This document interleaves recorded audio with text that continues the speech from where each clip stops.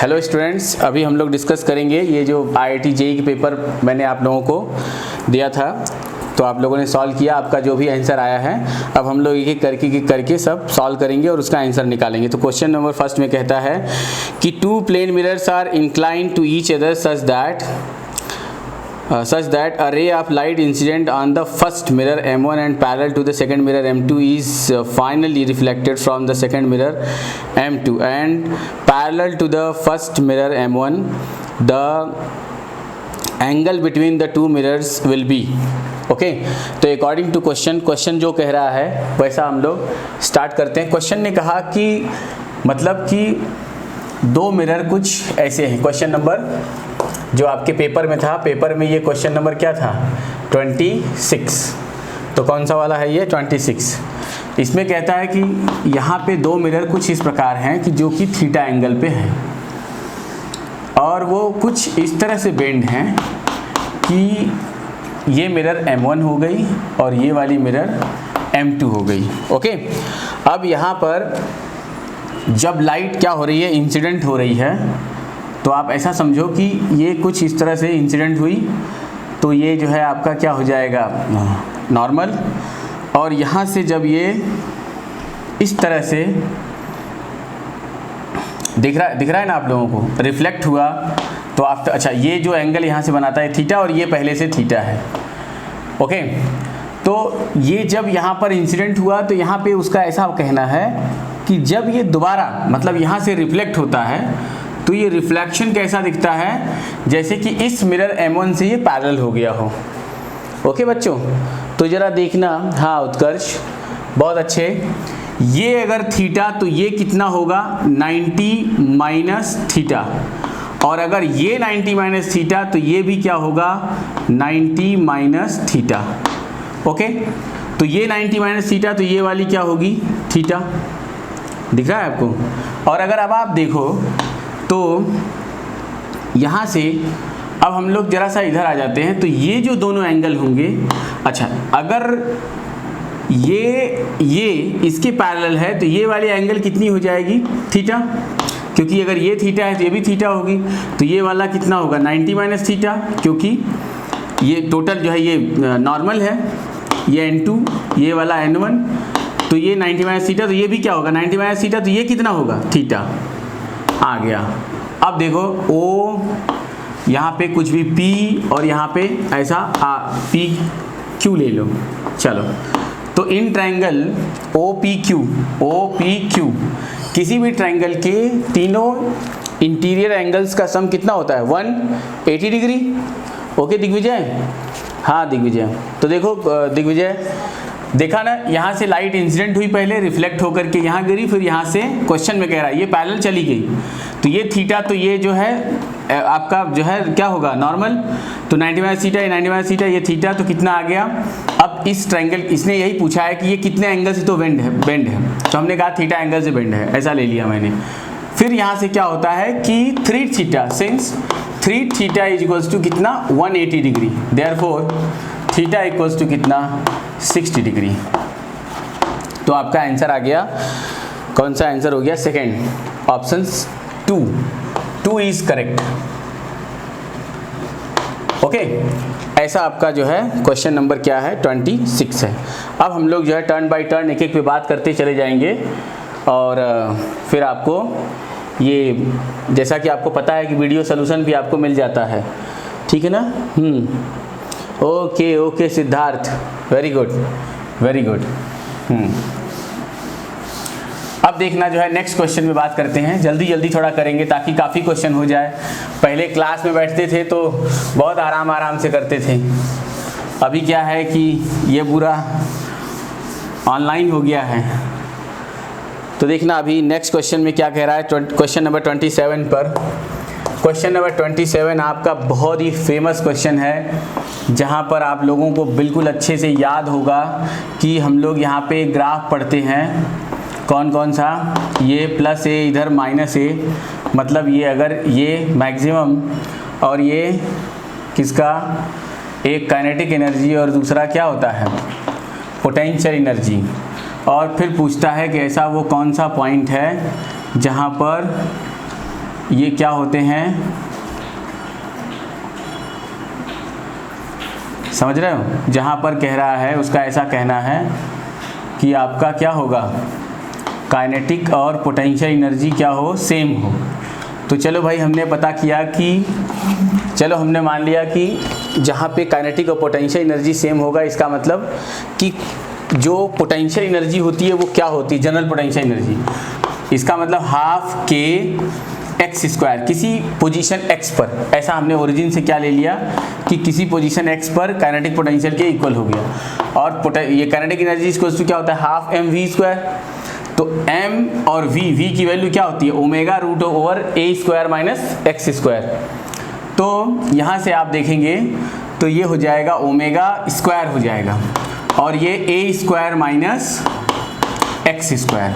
Okay, अब जरा से देखना, m omega square is equal to k, तो हाफ के ए स्क्वायर माइनस एक्स स्क्वायर, और इसको सॉल्व कर देते हैं तो ये हो जाएगा हाफ के ए स्क्वायर माइनस 1/2 हाफ के एक्स स्क्वायर, और ये हाफ के एक्स स्क्वायर, ये इधर चला आया, ये हो गया k x square is equal to half के ए स्क्वायर, के से के कट गया, therefore x is equal to plus minus a by root 2। देखा आपने, दोनों साइड ये जो पॉइंट कट रहे हैं, यहाँ पे काइनेटिक और पोटेंशियल क्या होगा, यहाँ होगा x is equal to plus a by root 2, और इधर होगा माइनस a बाई रूट 2।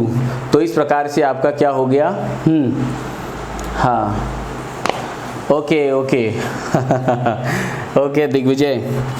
तो सिद्धार्थ फटाफट देखो, पेपर तो सबके पास है, कौन कौन आ गया, उत्कर्ष और स्वप्नजा, ओके ओके ओके बच्चों। अभी देखना कि ये क्वेश्चन हो गया, अभी नेक्स्ट की बात करते हैं, क्वेश्चन नंबर कितना, 28। अगर मैं क्वेश्चन 28 की बात करता हूँ तो क्वेश्चन नंबर 28 में, इस क्वेश्चन में कहता नहीं है कि particle is executing simple harmonic motion of amplitude a along x axis about x equals to 0 when the potential energy equals half its kinetic energy at an instant. Okay, the position of the particle is,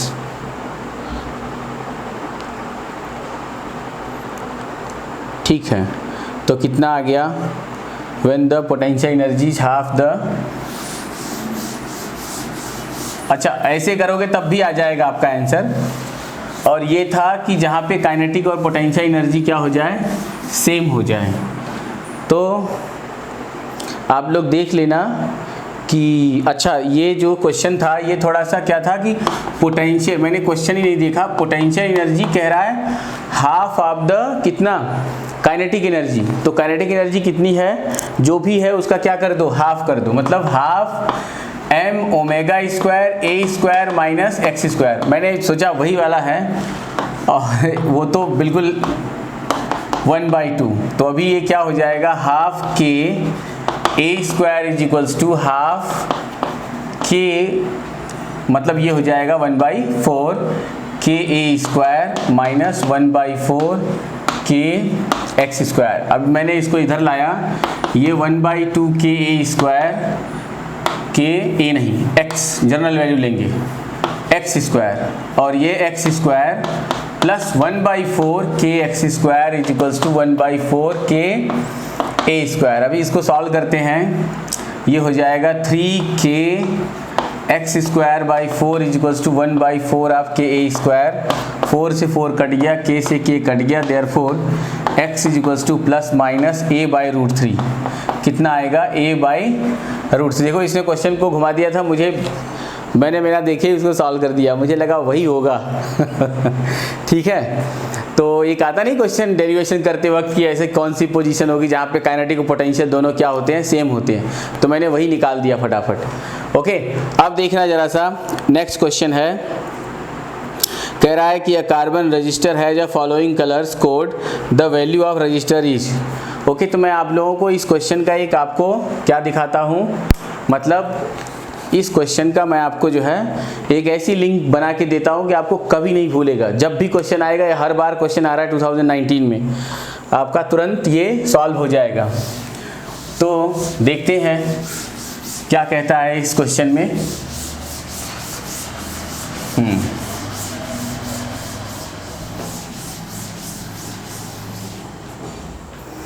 okay, question में कह रहा है कि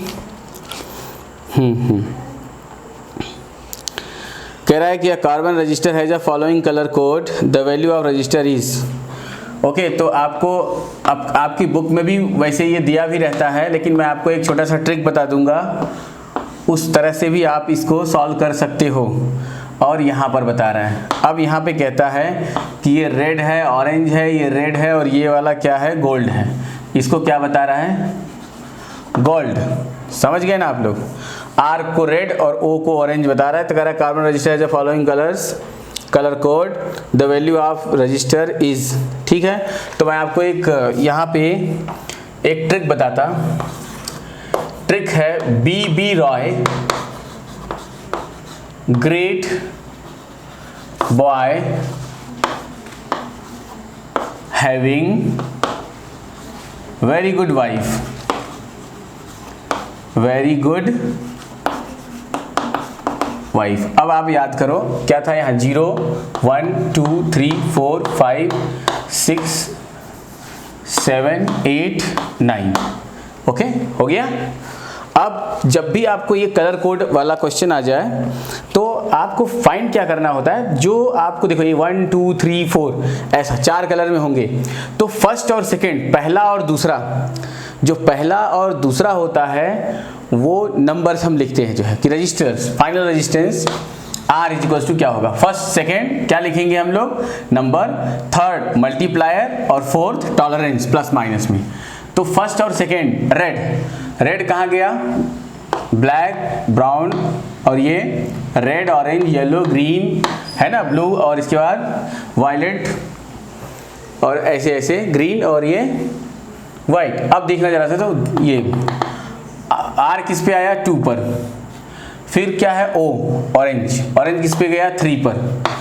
मैंने कहा ना पहला दूसरा क्या नंबर, तीसरा क्या होता है मल्टीप्लायर, R है, तो R पावर क्या हो जाएगा, ये कितना हो रहा है, ये हमारा जो है क्या है, ये रेड है, तो रेड मतलब कितना हो गया, 2, तो ये 10 टू द पावर 2 और प्लस माइनस गोल्ड का टॉलरेंस कितना होता है, 5 पर, गोल्ड, सिल्वर और नो कलर 5%, 10%, 20%। ठीक है, तो आपको इस तरह से जो है ये कलर कोड वाला क्वेश्चन कंपलसरी एक आएगा ही आएगा, और आपका आराम से क्या हो जाएगा, आंसर आ जाएगा, सॉल्व हो जाएगा। ठीक है बच्चों, चलो आगे बढ़ते हैं। नेक्स्ट कह रहा है कि position of a body of mass, position of a body of mass 2 kilogram as a function of time is given by x is equals to 3t square plus 5, the force acting on the body is। Okay बच्चों, तो जरा सा देखना कि यहाँ पर अब ये थोड़ा सा क्या हो गया, है तो बहुत इजी, वेरी इजी क्वेश्चन, लेकिन बहुत सरल ये क्वेश्चन है अभी जो हम लोग करने जा रहे हैं। 29 में उसने पोजीशन दिया है और आपसे फोर्स पूछ रहा है, मास दे रखा है। क्वेश्चन नंबर 29, पोजीशन क्या दे रखा है, x इक्वल्स टू कितना, 3t स्क्वायर प्लस 5, और मास कितना दे रखा है इसने, 2 किलोग्राम। तो देखना यहाँ से फोर्स का मतलब क्या होता है, m इंटू ए, अगर हम लोग a निकाल दे तो यहाँ से v इक्वल्स टू क्या हो गया, 3 2 जा 60 और ये 0, and acceleration a equals to dv by क्या हो गया, dt इज इक्वल्स टू क्या आ जाएगा, 6, therefore force equals to 2 into 6 equals to कितना आ गया, 12 न्यूटन। ये बहुत सरल था, ये तो बहुत ही इजी था, लेकिन कभी कभी ऐसे भी क्वेश्चन आजकल आ रहे हैं, किसमें, जेईई मेंस में, इस तरह के भी क्वेश्चन आ रहे हैं जेईई मेंस में, कभी कभी छोटे छोटे भी आ रहे हैं, है ना। इसलिए जो है जेईई मेंस और नीट का लगभग पेपर अब इस बार आने के बाद 100% क्लियर हो जाएगा, 100% क्लियरेंस हो जाएगा कि नीट की दिशा किधर जा रही है, कैसे हैं उसके पेपर, या कैसे बनेंगे फ्यूचर में। ओके, अब देखना नेक्स्ट क्वेश्चन है इसमें कह रहा है कि a power transmission line feeds input power at 2300 volt to a step down transformer with its primary winding having 5000 turns. The output power is delivered at 230 volt by the transformer. If the current in the primary of the transformer is 5 ampere and its efficiency is 90%, then the output current would be okay. तो आप लोगों को याद है पूरी current, ये transformer ही पूरा पढ़ के रखा है आप लोगों ने। तो क्या था उसमें, E1 upon E2 equals to क्या था, N1 upon N2 equals to I2 by I1। एक हमने ऐसा सीरीज पढ़ लिया था। ओके, तो जरा देखना आप लोग कि ये इस तरीके से, अब यहाँ पे कह रहा है कि इसने कहा कि the output power is delivered eight इतना if the current in the primary of the transformer is 5 ampere, the efficiency is 90%, then output current would be, तो आउटपुट करंट क्या होगी। ओके, तो जैसा कि आप लोग जानते हो कि जो आइडियल ट्रांसफार्मर होता है उसमें पावर लॉस नहीं होता, लेकिन इसमें क्या कह रहा है कि जो ये है क्या है, मतलब कि अगर जो आउटपुट है, कहाँ निकल गया, हाँ, transformer with the current in the primary of the transformer is 5 and its efficiency 90%, then output current would be, मतलब कि जो ये जो आउटपुट है वो 90% ही है, मतलब पावर। तो वैसे देखा जाए तो PI इक्वल्स टू क्या होता था, input equals to output. Question number क्या, 30। तो पावर इक्वल्स टू क्या होता है, IV, तो IE1 इक्वल्स टू, मतलब I1 E1 equals to I2 E2 होना चाहिए। लेकिन जो ये आउटपुट है इस वाले के 90% के बराबर है, यही तो कह रहा है उसकी इफिशियंसी 90% है। मैं आपको दिखाऊंगा, दो मेथड से लग जाएगा, देखना जरा सा। ये इतना हो गया, अभी इसने सबकी वैल्यू दे रखी है अपने को, देयरफॉर क्या निकालना था, I2 इक्वल्स टू क्या हो गया, 90, 100 कट गया, ये हो गया 9/10। ओके, और ये I2 ले रहे हैं हम लोग, तो ये हो जाएगा E1 अपान E2 इंटू क्या, I1, 9/10 इंटू E1 की जो वैल्यू दे रखी है 2300 I इतना, ये इसने इसको 10 से 10, और ये कितना आ गया 45 एम्पियर। समझा क्या तुम लोगों को? अगर ऐसे ना समझ में आए तो वैसे भी निकाल सकते हो, कैसे कि E1 upon E2 equals to N1 upon N2 equals to I2 by I1। तो देखो E1 कितनी, 2300, E2 230, N1 खुद ने उसने बता रखा है कितना है, कह रहा है कि with primary binding is 5000 upon N2 equals to I2 तो पता ही करना है, और I1 की वैल्यू 5 दे रखा है। तो पहले ये दोनों ले लो, है ना, या तो ये दोनों क्यों, ये ले लो, देयरफॉर I2 इक्वल्स टू कितना हो रहा है,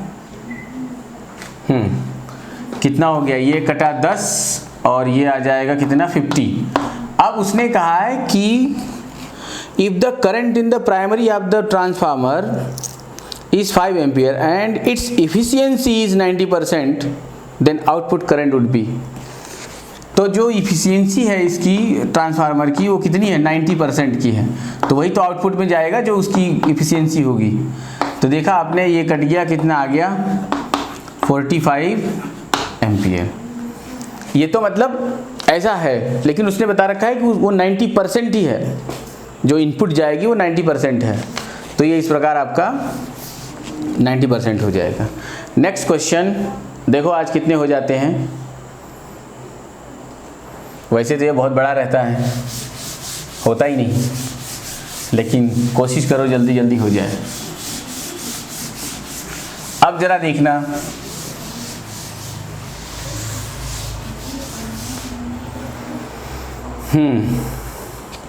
अच्छा, ओके, हाँ, आगे कह रहा है कि gas can be taken from A to B via the two different process ACB and ADB। देखना बहुत ही अच्छा ये भी क्वेश्चन है, हालांकि इजी है। उसने पीवी कर्व दे रखा है और ये कुछ इस तरह से है, और यहाँ पर है ए, ये है सी, इधर है बी और ये है डी। तो इस तरीके से उसने खुद ने दे रखा है। अब क्या कहता है कि आपको ये बताना है कि a gas can be taken from A to B by two different process A C B. A C B मतलब ए से बी पे जाना, तो ए सी बी एक बार ऐसे गया और दोबारा ए डी बी। ओके, कह रहा है along A C B heat supply to the system is 60 joule. अब देखो फॉर हम लोग किसके लिए ले रहे हैं, ए सी बी, चलो ए सी बी के लिए। तो डेल्टा क्यू आपको याद है first law of thermodynamics, delta Q equals to क्या होता है, A C B is equals to delta U plus delta W.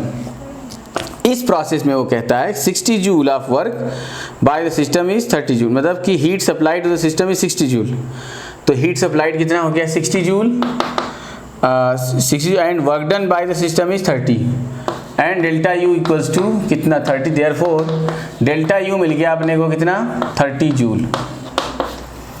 ठीक है, तो यहाँ पे हमारा जो इंटरनल एनर्जी होगा, ये दोनों भाई यहाँ से वहीं पहुँच रहा है, तो इंटरनल एनर्जी चाहे आप कितने भी रास्ते जाओ, इंटरनल एनर्जी क्या होगी, अगर उस पॉइंट से उसी पॉइंट पे पहुँचो इंटरनल एनर्जी क्या रहेगी, हमेशा सेम रहेगी। तो यहाँ से इंटरनल एनर्जी निकल गया। दूसरा पार्ट क्या कहता है, दूसरा पार्ट कहता है कि अगर long path A D B if the heat supplied is 30 newton. अब चलो अब इसकी बात करते हैं, delta Q A D B is equals to delta U plus delta W.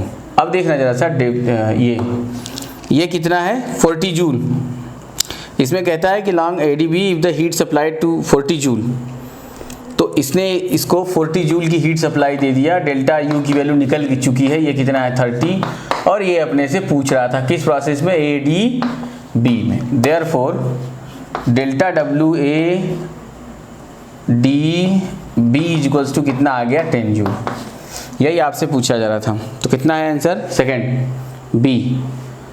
Okay, कितना आ गया, work done is 10 joule. Next है, कह रहा है कि टू कोहेरेंट सोर्सेस प्रोड्यूसेस। देखना इस क्वेश्चन में ध्यान देना, बहुत अच्छा, ऐसे क्वेश्चन नीट में भी आएंगे और नीट में भी आएगा और जेई में भी आ सकता है। देखो जेई तो पेपर ही है, मतलब नीट में भी ऐसे सवाल आते रहते हैं। तो देखना जरा सा क्या कह रहा है कि to coherent sources produces a wave of different intensities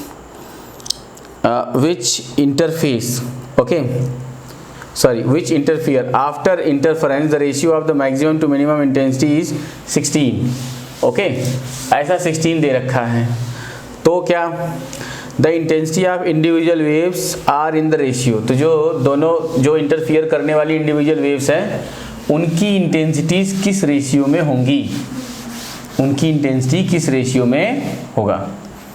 तो निकालो फटाफट, देखो जरा सा क्या है कि अब तुम बताओगे कि 32 सिंस वी नो दैट, क्या दैट बच्चों, I max upon I mean is equals to root I one plus root I two upon root I two minus I one minus I two of whole square. उसने कहा कि maxima to minima की जो ratio है वो कितनी है 16। ये रेशियो कितना है 16। तो मैंने क्या ले लिया, रूट ले लिया, ये आ गया root I one plus root I two upon root I one minus root I two is equals to कितना हो गया 4। ये इधर चला गया तो ये हो गया root I one plus root I two is equals to 4 root I one minus 4 root I two, ये आया इधर आई टू और आई वन गया उधर, ये हो गया 5 root I one is equals to 5 root I two और 3 root I one, squaring both side and we get I one upon I two is equals to कितना 25/9। देखा आपने, तो ये भी बहुत ही अच्छा क्वेश्चन था। हो गया, आपका आंसर है फर्स्ट इज करेक्ट। तो हो गया, तो आपने देख लिया कि यहाँ से ये क्वेश्चन कौन सा 32 का जो है फर्स्ट क्या हो गया। अब देखना कि क्वेश्चन नंबर 33 फटाफट करते चलते हैं और तुम लोगों की भी अच्छी स्पीड है। तो ये क्या हो जाएगा, दिग्विजय फटाफट हो रहा है ना दिग्विजय? देखो एक समय था जब दिसंबर और ये जनवरी में सॉल्व करते थे तुम जैन में, तो उस समय सॉल्व करना पड़ता था। मैंने उस समय कहा था कि एक टाइम ऐसा आएगा कि देखते ही हो जाएगा। देखो हो रहा है कि नहीं हो रहा है? तो समय समय की बात होती है। देखो अभी कितना फास्ट हो रहा है। तो अब पेपर वैसा ही है, सेम पेपर, लेकिन अपनी स्पीड बदल गई। तो इसलिए जो सेकंड जेई होगा उसमें थोड़ी रैंक थोड़ी अच्छी चली जाती है। ओके, तो जब रैंक अच्छी जाती है दिग्विजय, तो उस समय क्या होता है, सब तैयारी कर रहे हैं ना।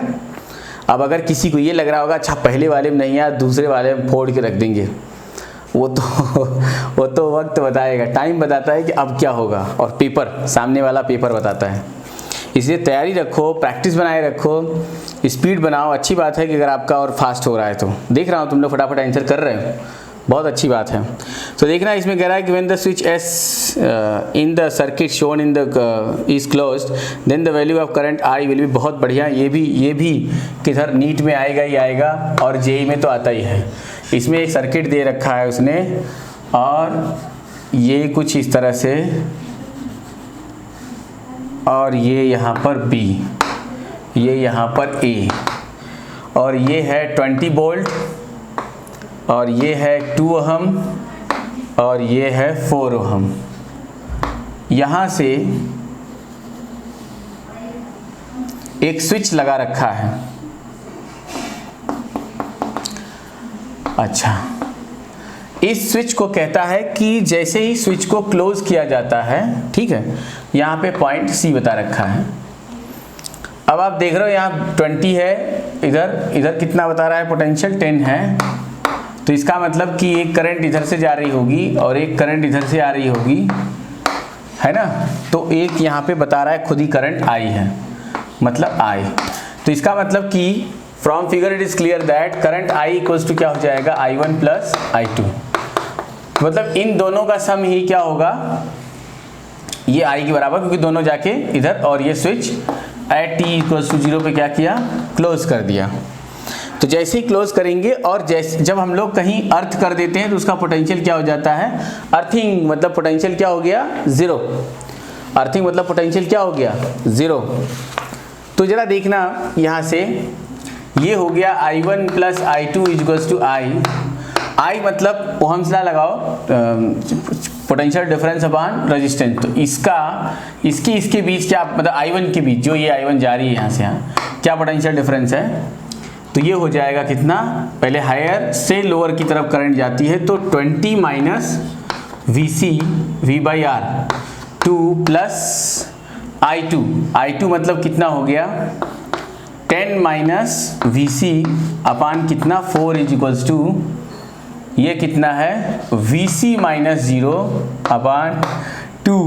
ओके, अब देखना जरा सा, ये हो गया 10 माइनस VC बाई 2 और प्लस 5/2 माइनस VC बाई कितना हो गया, 4, है ना, 4 ही तो है, हाँ 4। अब ये हो जाएगा VC अपान 2।